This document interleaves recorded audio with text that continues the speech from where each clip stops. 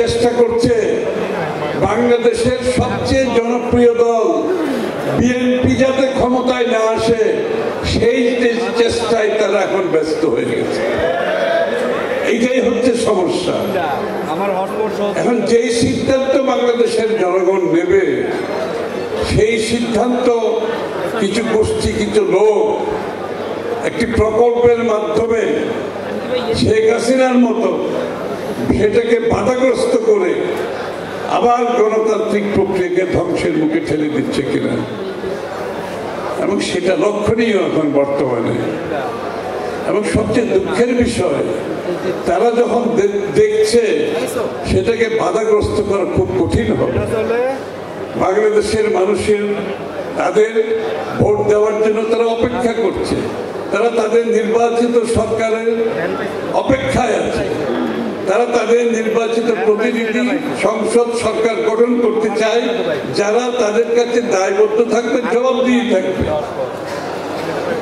সেই পথ বাধাগ্রস্ত করতে গিয়ে তারা হয়তো অনুধাবন করতে পারছে সেটা করা সম্ভব হবে না। এখন তারা অনেকেই একটু বেপরোয়া হয়ে গেছে, তাদের কথাবার্তা ভাবভঙ্গি আচার আচরণের গণতন্ত্রের প্রতিফলন আমরা দেখতে পাচ্ছি না। তারা কেন যেন একটু বেপরোয়া হয়ে গেছে। তারা সেখানে এমনকি প্রশ্নবিদ্ধ করতে করতে এখন বাংলাদেশের আমাদের সামরিক বাহিনীকেও তারা প্রশ্ন করতে শুরু করেছে। তারা এমন বেপরোয়া হয়ে উঠেছে যে আগামী দিনের যে গণতান্ত্রিক প্রক্রিয়ায় স্থানান্তরিত জনগণের নির্বাচনের মাধ্যমে, জনগণের ভোটের মাধ্যমে গণতান্ত্রিক অর্ডার ফিরিয়ে আনে একটি সরকার গঠিত হবে যারা জনগণের কাছে দায়বদ্ধ হবে, সেটাকে বাধাগ্রস্ত করার জন্য তারা উঠে পড়ে লেগেছে। এই জন্য তো আমরা গত দীর্ঘ 16 বছর এত ত্যাগ স্বীকার করি না। আমরা জনগণের মালিকানার জন্য ত্যাগ স্বীকার করেছি। তো সুতরাং আমাদেরকে ঠান্ডা মাথায় কাজ করতে হবে।